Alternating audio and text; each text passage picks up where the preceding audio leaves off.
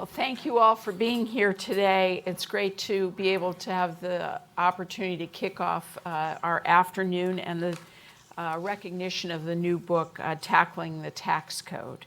I'm joined here by three underachievers.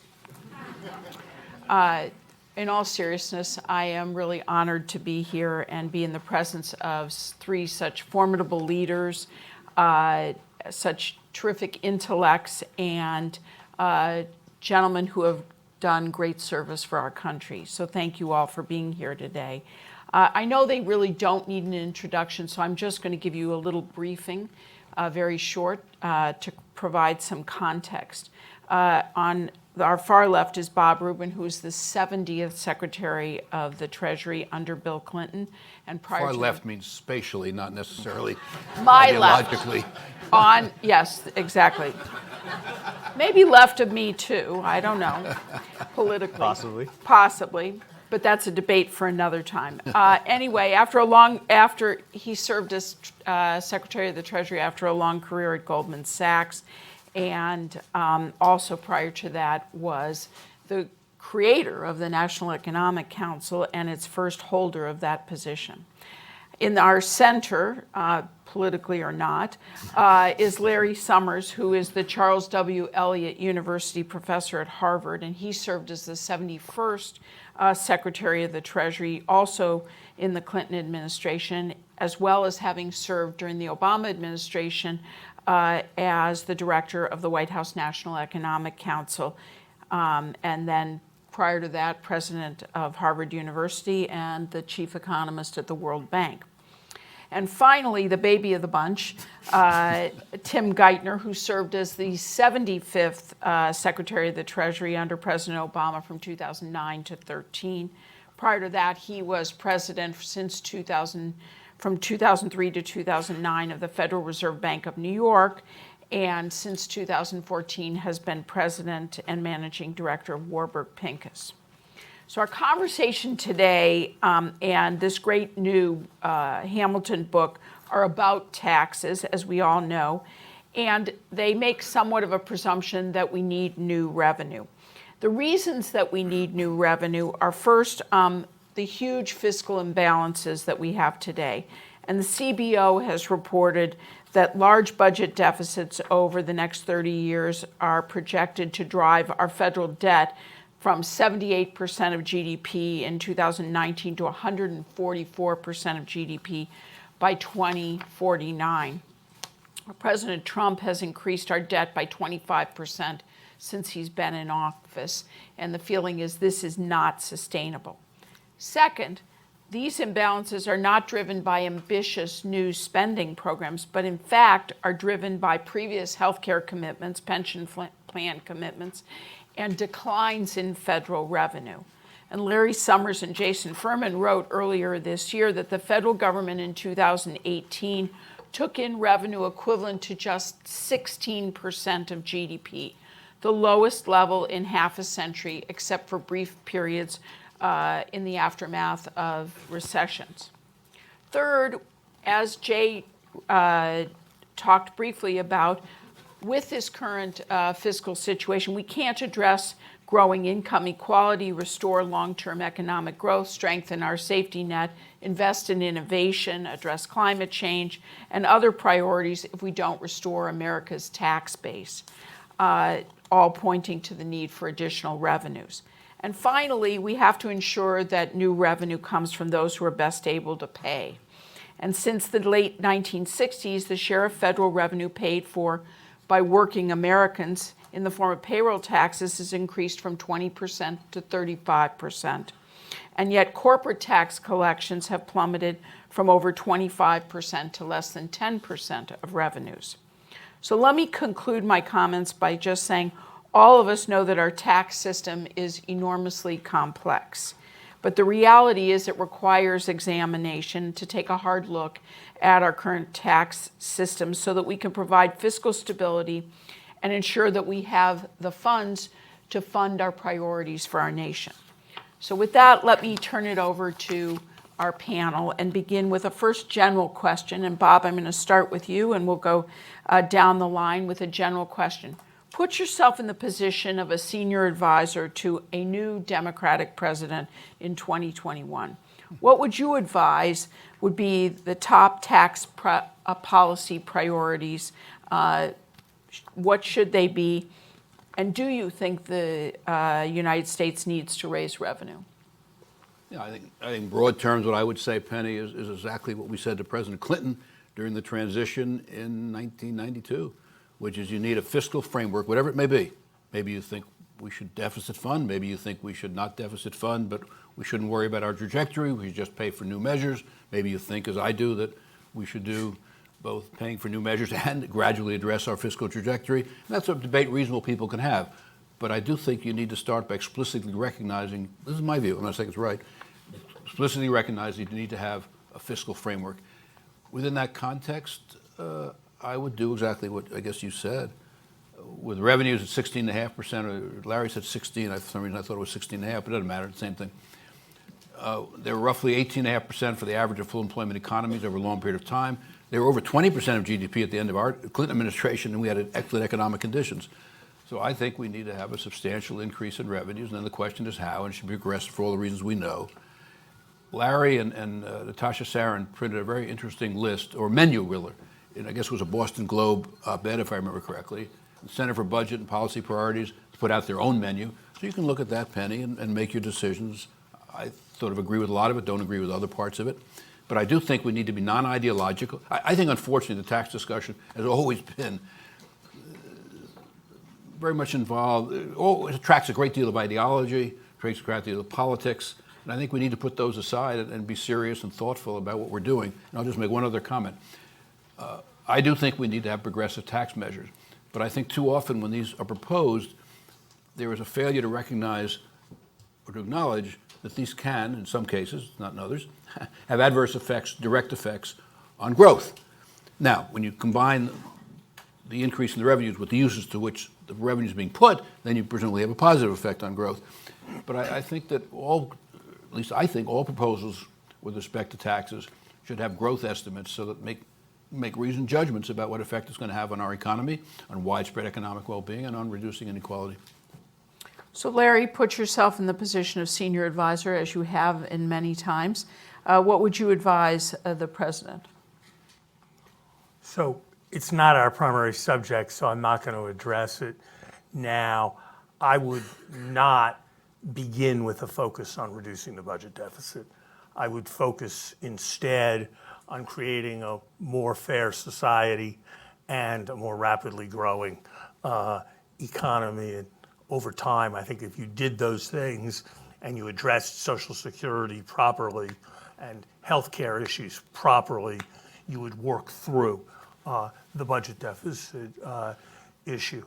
I would begin, my full agenda is spelled out in the paper by Natasha and I in this volume, but I would begin with three things. First, a serious effort at tax compliance in America. It is nothing short of a scandal that the audit rate for large corporations has fallen in half of what it was since 2010. It is beyond outrageous that when the government had the bright idea, the obvious idea, frankly, which has been used in antitrust forever, of going after a large tech company by hiring private sector lawyers to run the case rather than relatively inexperienced government employees. They were told that that was illegal if those lawyers asked executives of the company any questions. And they were exposed to the view of one former tax official that IRS stood for service, the S in IRS, and therefore the job should be serving business taxpayers. Natasha and I argue, I think convincingly, there are former IRS commissioners who would be much more optimistic that a proper enforcement effort that got rid of the stupid stuff and that brought enforcement effort back to where it was in 2010 relative to the scale of tax collections could raise $1 trillion over 10 years, and much of that could be done through executive action. That's where I would start. Second, I would make collecting taxes from global companies globally a central priority. I would do that because I'm convinced that you could raise large amounts of revenue, and I would do that because it is important that some globalization project be for 99% of the population. Here we just signed a trade agreement. What is there for the average worker? No protection, no new protection from Chinese imports, a bunch of licenses for Wall Street companies, and nothing for regular workers. You should have my seat on the left. Oh, maybe I should. Nothing for regular workers. The French are wrong to frame the problem in terms of digital companies. And part of the reason they're doing it is that they don't have any.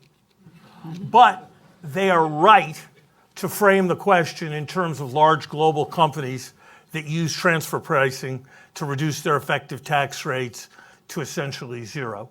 We should make that as or more important a priority than we make the next round of foreign investment protections in trade agreements.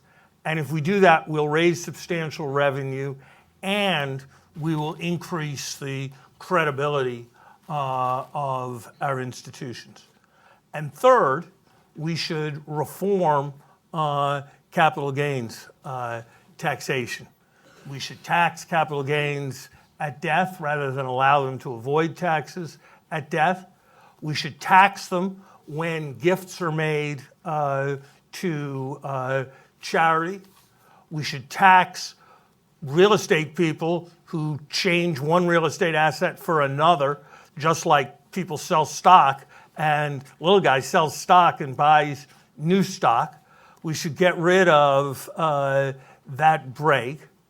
And God knows, doesn't it say something about the, I'll use the word, constipation of our system, that we cannot, after all of these years, get rid of carried interest and that tax break, and we should fix it as well.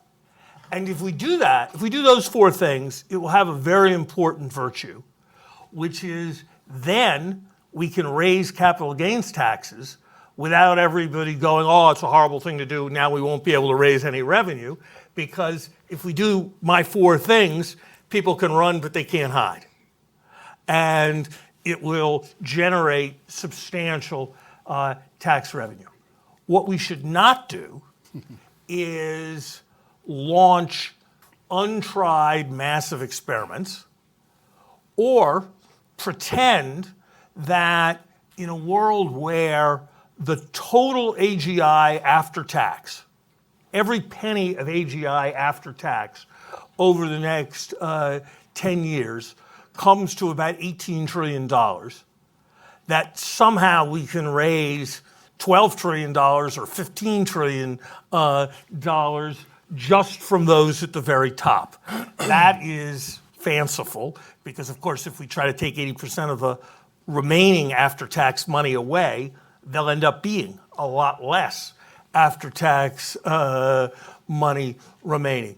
But if we do those three things, we will increase revenues by 2 to 3% of GDP.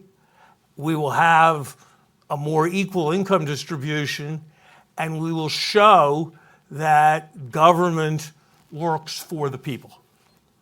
Tim? Like sitting next to Larry reminds me of this thing about Larry, which is okay with being with a compliment with Larry? It's okay with Larry, but Bob will feel a need for equal time. Larry would say, I'm going to make 3 points. And he'd make the 3 points, and they were awesome points. But then there'd be another point. You say, no, but you said it's only 3 points. but they were always good. And the fourth point was pretty good, too. So I don't know. I would associate myself overwhelmingly with the basic case that's presented here that we need to think about as maybe the dominant economic policy political challenge is try to figure out how to raise more revenue There's lots of compelling arguments for that. You know, we live in a country with stunningly high rates of poverty for this level of affluence. We have, you know, massive inequalities in access to education, healthcare. We have a safety net, which I would say is, you know, is really thin. Not savagely thin, but thin relative to our means. We live in a dangerous world. It's a scary world. It's likely to be scary in a way that requires resources. You could go on. We have commitments made to healthcare retirement that are way beyond the measures we've identified to finance them. You know, you have to take a view, as I think Bob alluded to, you have to take a view on what's the fiscal constraint, what's the view of debt sustainability you have to live within. And even if you're comfortable, I think as Larry would say, you can take more risk than we used to think about how far you can let debt rise as your GDP. It's unlikely you can defy gravity indefinitely without taking a lot of risk. And you have to start with the observation that we're 2 to 4 percentage points of GDP away from stabilizing the debt dynamics at a tolerable level. So there's lots of good reasons why you have to confront this basic thing. I felt like very lucky in my life, in my youth, growing up working with people like Bob and Larry and administrations where people I worked for wanted you to start with what you think is right, what you think makes the most sense, and then decide, can you relax the political constraints on achieving that? I think tax policy is darker and different because you have to actually begin with a plausible argument about what's the level of resources you can get out of the system in a relatively progressive way without doing undue damage to incentives and growth. And those numbers, based on how we understand them, I think, those numbers are, if you're an optimist, you'd say, gee, you could do a fair amount, but that capacity is not large relative to all these claims on revenues. Larry in Natasha's paper says 2% of GDP without exciting revolutionary regime change in how we tax income and wealth. But you know, you have ambitions and plausible arguments for what you do with public policy on the safety net or other public goods, which themselves are expensive, and is just to get within the zone of comfort on their debt dynamics would spend all that room. So I think you have to start with an argument about what is the plausible envelope of things you could do, and then figure out how you make trade-offs within that. That requires a judgment about what fiscal risks you want to take long term, and it requires a judgment about priorities across all those potential claims on the scarce marginal dollar of revenues. So yeah, I wouldn't start with taxes as a political strategy. I wouldn't start with taxes as the animating framework for economic policy. I'd start with a judgment about what's the broad fiscal constraint you have to consider you're going to live within, what risks you want to take. I'd think about what your priority is for what you do to the safety net, to public goods, a range of other things like that where we seem short of what's essential. And then I try to figure out, okay, what's a plausible strategy, political strategy to expand the frontiers where we think it's possible, because we're not close to having addressed that. Just one last point. I think we all share a judgment that's reflected in this book and this framing, as you did paint so nicely, that we need a strategy to produce meaningfully more revenues. But we're like the sound of one hand clapping. Like I don't know that that reality is accepted beyond a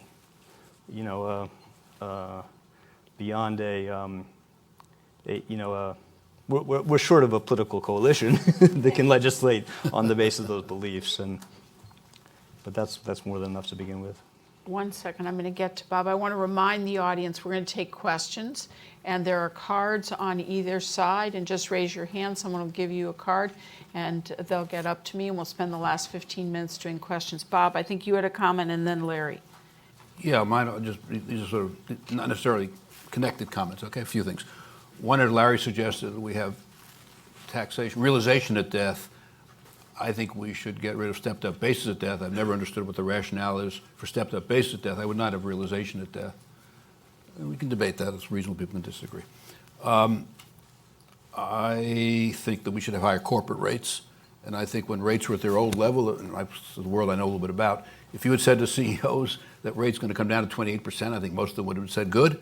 And if you had 25%, they would have said terrific. So that's something we could do, I think, at no cost in terms of economic. I think climate change is the existential issue of our age. But I'll go back to what I said at the beginning. I think to deal with any of these things, you need to have a fiscal framework. Now, your fiscal framework could simply be to say we're not going to worry about fiscal things right now. But then you have to make it explicit. I wouldn't make that decision, but one could. Tim raised a point that I think is really critically important. Many members of Congress, conservatives in Congress, have signed a pledge not to raise taxes. I don't think that we as an economy can succeed without having increased revenues. And I don't think that those kinds of decisions should be based on what I at least think are either ideological or political considerations, then encapsulated in a pledge not to raise taxes. I think on all issues, including things I care about, I think what you should have reasoned discussion around facts and analysis. And I think this one particularly needs that.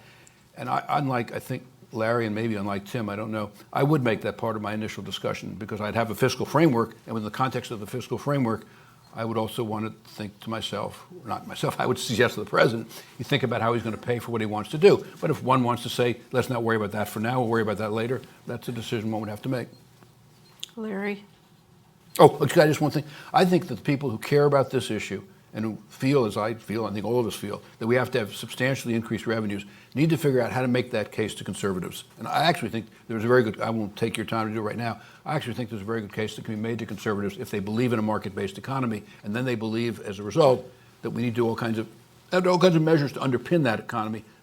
Unless they want to say that we're going to deficit fund it, they should be in a position of saying we do need additional revenues. I think I only have two major points. The first is that it's a virtue of the three-part program I laid out: compliance, fixing the corporate tax globally, and capital gains. That those are three things that I would be prepared to argue would make the economy function more efficiently and make the society more equitable, whether we needed revenue or not. And so starting with good tax reforms that will make the economy function better before you get to things where revenue is good, but the tax has various adverse consequences, seems like where you should start, and it avoids a lot of the controversy. And that's why I chose those three items from Natasha and my longer list.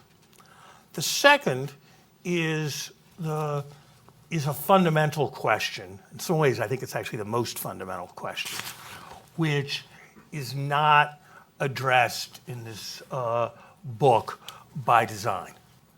And that is, you can argue with Natasha and my 2% number, but you're not going to defend 5% as what you can get from people who don't think of themselves as middle class.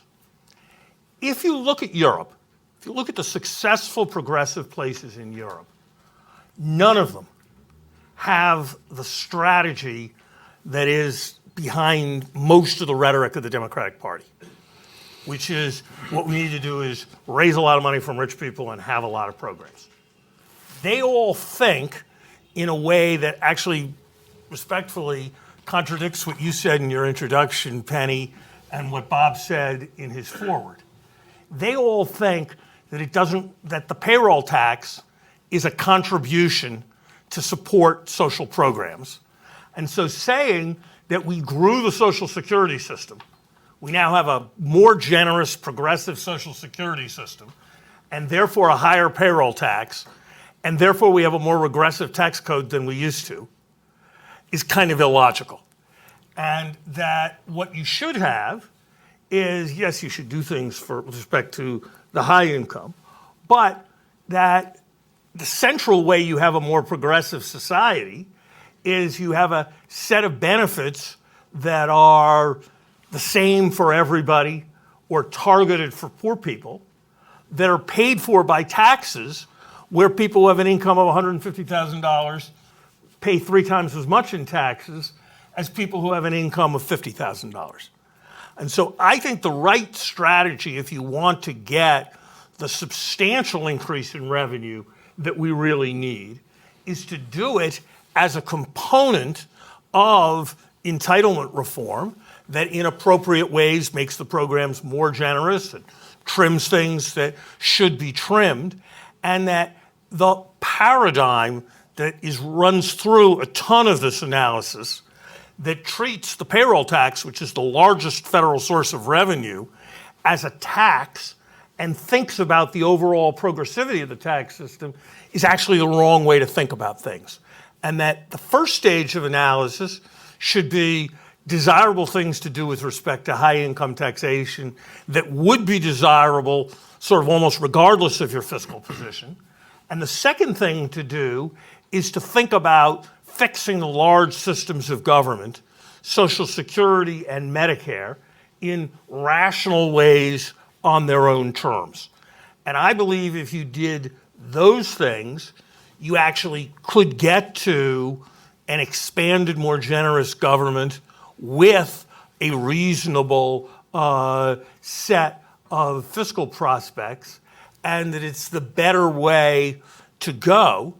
But that requires that it not be a test of being progressive, that you promise that not to save the planet with a carbon tax, not to treat widows better under Social Security, not to do anything, will you ever raise a tax on anybody who thinks they're middle class, which is basically 97% of the population.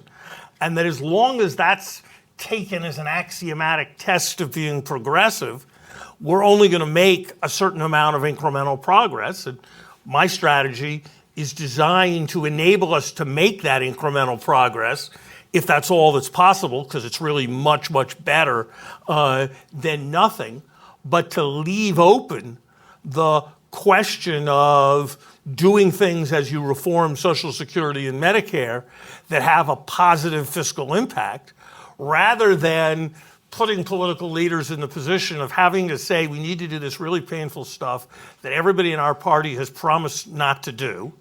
And what we'll get for it is that according to some math about R minus G, we'll have a more sustainable fiscal trajectory, which I think is a pretty dismal political strategy. So, Bob, you're so much to follow up on. Yeah, we could have an interesting debate on fiscal policy. I probably don't want to do it now, but but I'll agree with Larry on a lot of stuff he says is wrong, but I'll believe it on one thing, and that is this is the debate that the new president should have in the transition and figure out where he or she wants to be. Yeah, Penny. And Bob, where would you go with you talked about progressive tax structure. Yeah. Give us some of your thoughts on this topic. Well, I said them before. I'd increase the corporate tax. I'd increase the individual rate. I don't know to what level, but to whatever level. I'd get rid of stepped-up basis of death. I would not do realization of death because I don't quite understand why you would do that.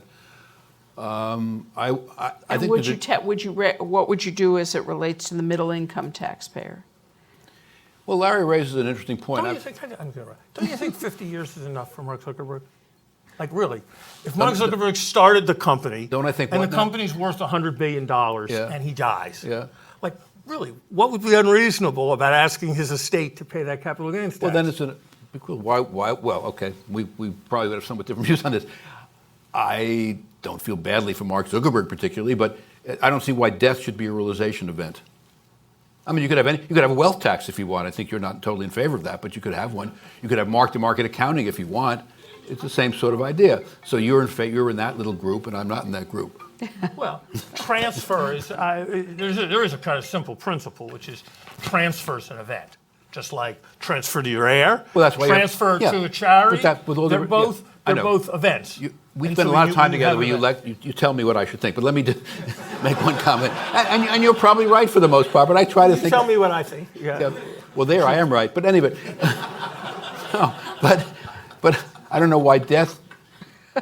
You have an estate tax or an inheritance tax if that's what you want. But that's your tax on the passage of the asset. I don't see why you should also have realization of death. But that's a reasonable thing. You know, people can reasonably disagree about that. Well, actually, I don't think they can. But anyway, I like to say that because it's a good thing to say. Anyway, those are some of the thoughts, Penny. So, Tim, I'm going to ask you a little bit change of subject, but talk about economic growth and tax Oh, policy. I'm sorry. Yes. Also, the pass-through deduction doesn't make any sense as far as I can tell. Can I just start with a? Please just comment. No, I was going to go on that. I think this is, to me, this stuff feels different than most of the economic policy stuff I had to deal with, in the sense that I don't think this is a challenge of ideas. It's not a challenge about knowledge. It's not like, the average challenge from a tax policy is more than good enough. The challenge, which is hard, is, we know a lot about the trade-offs and the efficiency costs of the things. I think the challenge is just overwhelmingly a political challenge about, which we touched on. And that way it feels, I feel like, if you just think about how do you want to decide what's plausible and how to relax the frontier and what's possible and how to think about the trade-offs, you need a mix of talent, which is, I think, dramatically different. That's true for most economic policy things, which is you usually need a high ratio of like economic talent to other types of skills. I think this is the inverse. But anyway, your question is about growth. I was going to ask Larry this question, and Larry's the best person to ask this question, which is that, but let me frame it that way as a question, which is, I think that, I think there's more pragmatic evidence and knowledge around to use against the classic arguments you hear, that if you go higher than where we are in marginal income tax rates, or you go higher than where we are today on the corporate income tax, or you go higher than where we are today on capital gains tax, it's going to be catastrophic for incentives, and the threats to growth are existential. That's ridiculous. And I think one thing that's sort of helpful to see is there's broader consensus that you could go significant distance from where we are, revenues as share of GDP, and even the incidence on capital and higher income without fear that you're going to do meaningful damage to growth. A lot of the papers in the book are good at saying that, but I think it's also good to know. But how far could you go? And you have to set some limits. And I'll just make an analogy to the fiscal framework we're evading. If you spend your time, not to be unfair to Larry and Jason, but if you spend your time telling people that we can comfortably live with a rising debt to GDP ratio that goes like way beyond where we plausibly managed before, I don't know how you get any president to agree that they have to think about how they raise taxes to finance anything. So I think there's a set of, you have to anchor your judgment about this stuff in some set of limits and gravity. There's no perfect knowledge around that. It's about how much risk you want to take. And I think it's true on how you think about the growth effects too. It can't be true that you could go do 4% of GDP, I don't know, without touching 90% of Americans or 80% of Americans without some risk that you have efficiency costs, threats to growth. So I think having some sense that even if you could go a significant distance without fear of that, you have to have some framework around what that is. And I'm not sure what it is. When I listen to Larry on this stuff, you're totally compelling and savage on helping people understand the ease of evasion and to suck all the unrealistic illusions about how much revenue you can raise with this stuff, and about the efficiency costs of people optimizing the cost for evasion. But there must be a way to frame it too around what risk of damage you do to incentives and to growth. So I'm framing your thing as a question for Larry, because I'm not burdened by knowledge about that stuff. So, I learned to say this from Bob, but I don't really mean it. One person's view. That humility is utterly false. On your part. On my part, yeah. Being honest with one's friends. I'd say a couple things. First, on the progressive agenda, going from eliminating stepped-up basis to going to constructive realization is a modest step. It is much more modest than wealth taxes, much more modest than mark-to-market, much more modest, according to most people, than raising the rate up to 60 or 70%. And so if you think it's kind of dangerous and it makes you uneasy, then to be consistent, you have to think that that most of the full progressive agenda also makes you a bit uneasy. And I don't think it's about how much revenue you raise. I think it's about what you do. I think making people comply with the law and providing credible enforcement will divert resources back from tax evasion into doing productive. We're stipulating it. We're giving you that. No, the question is how far would you go beyond? How far would you go beyond your 2%? So I think doing that. I think my capital gains thing. I don't. No, how far would you go if beyond you start going above 2%, you are from the top 1%. You are doing damage to growth. There's an efficiency. There's a question as to how much and whether it's worth it. And I think it's very important to figure out what the best things to do are that will minimize the disruption.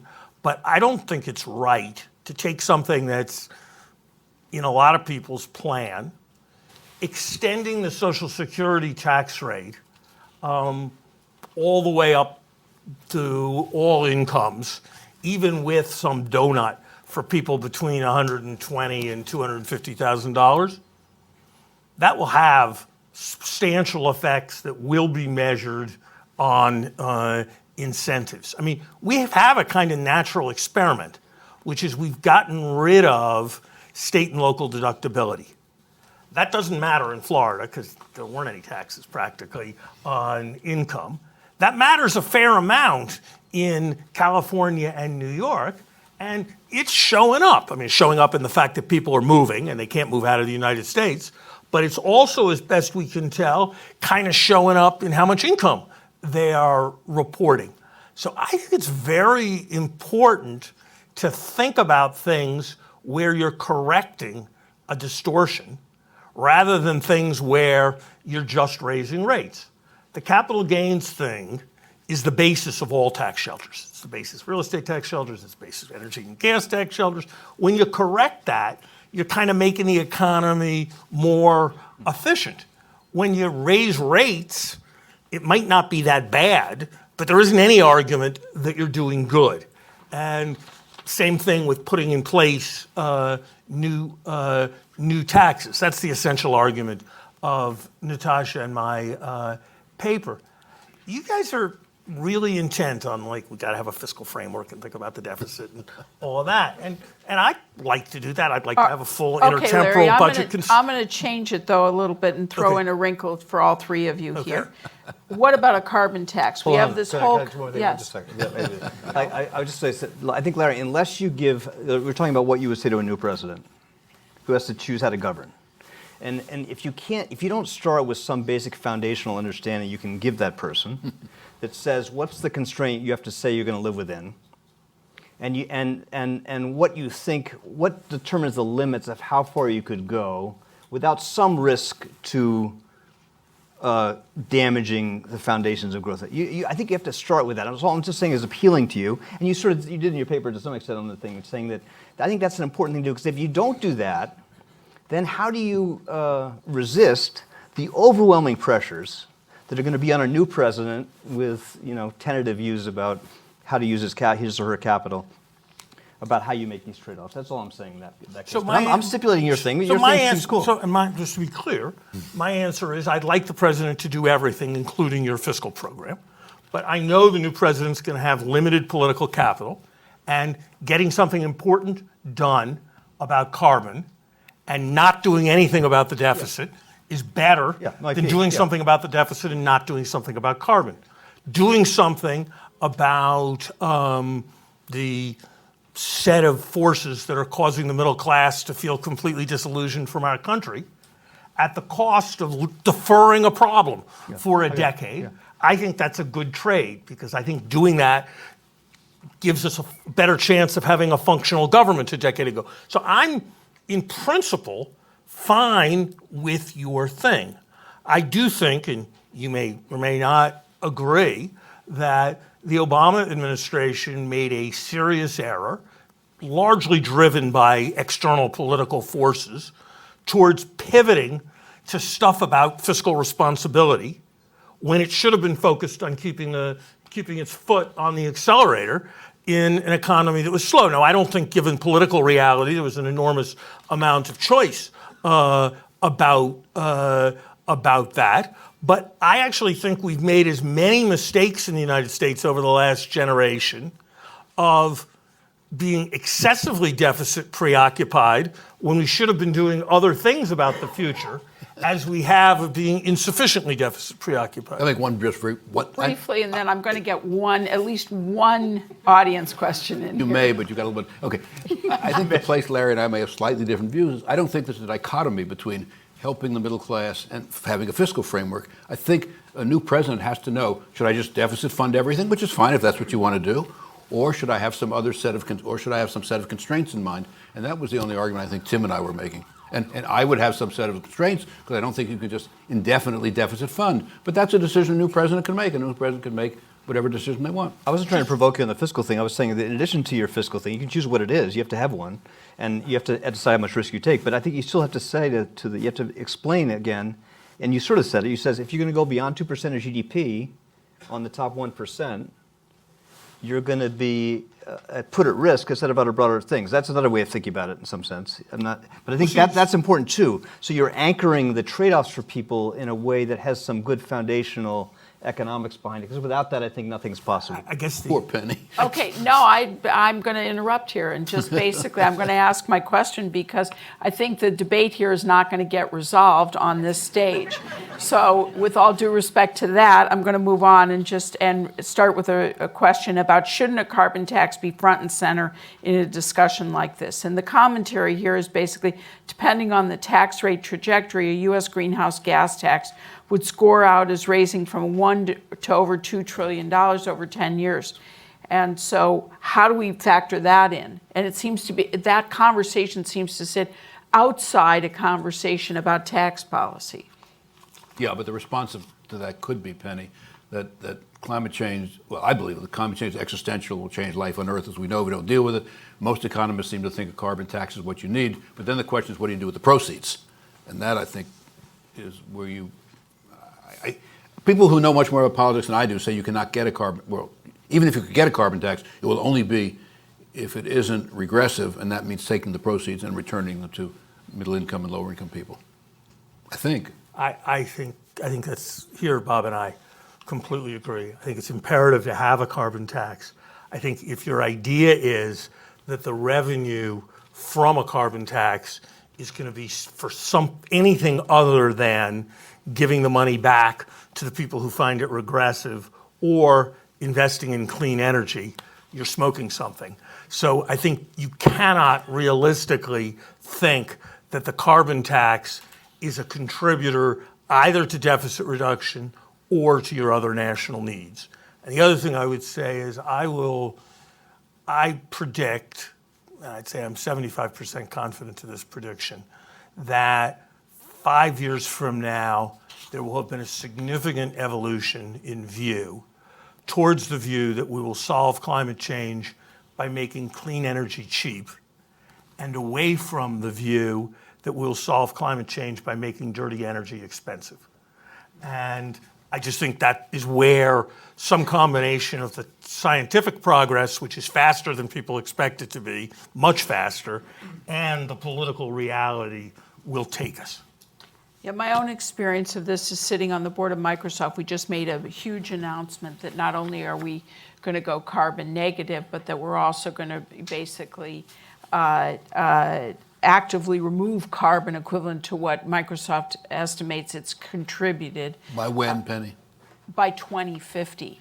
And the process of doing that, which I think is a little bit to what Larry is saying, is internally we have a carbon tax in the company, and we're using that money to fund our efforts, and we're doing it for stage 1, 2, and 3 emissions, so we're actually going all the way to our supply chain. And the third aspect of it is putting money aside, $1 billion fund, in order to be able to innovate, because innovation is happening very fast, and that's very exciting, I think. I want to move to another question about international tax cooperation. Larry, you mentioned this early on. Others have referenced it. How important is that? Is that as important as, let's say, IP protection? You just give me such a softball. Okay, good. It's much more One important. of his favorite issues. Much, All right. It's much more important. It's much more important because it has major impacts on the majority of the population rather than on shareholders who are not a majority of the population and a third of whom are foreign. Actually, there are a majority if you count pension funds.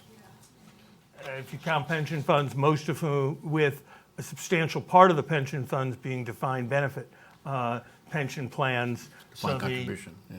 No, Defined.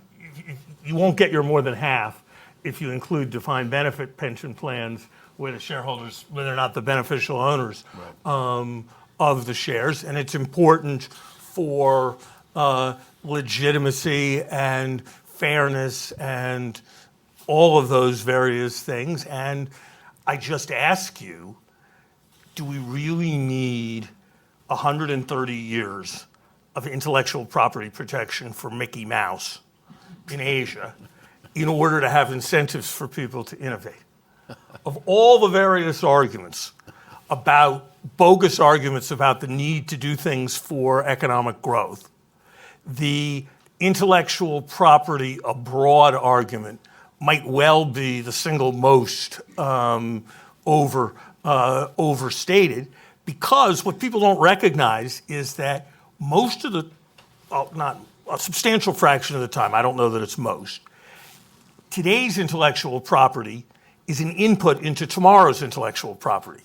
And so when you raise the price of intellectual property, you're raising the price of a better chemical compound to Pfizer when Pfizer wants to develop a drug, and that's reducing the effectiveness in producing economic growth. Okay, one last question for all of you from our audience. VAT tax.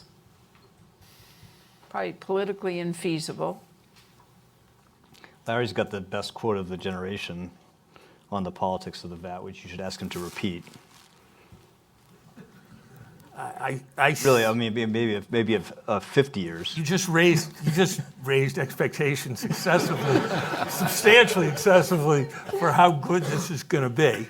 But what I've always said is that we've never had a VAT in the United States because conservatives think it's a money machine for government, and liberals think it's regressive, and we'll get it when and if we make the European kind of decision that liberals conclude that it will let us have an adequately funded, generous government, and conservatives decide that if we're going to have a tax, it's best to have a regressive one. And so that's the day when we will get a value-added tax, and I don't think it'll be soon. All right, any final comments, gentlemen? I'll make one quick comment about it. Yes. I think the tragedy of America in some ways, Penny, is the kind of serious discussion we're having right here and the serious discussion that's in that book and all the rest is so divorced from the way government is functioning today. Yes. You know, the late Marty Feldstein said to me once that on fiscal matters, he said, if I, as a conservative Republican willing to compromise, would sit down with a liberal willing to compromise, we could solve most of these issues and find ways forward. And yet, and we can do this on the stage, and we can do it in the context of the Hamilton Project, Brookings, and so forth, but it's totally divorced from the way our political system functions. And on that happy note, gentlemen, thank you very much. It was terrific. Please.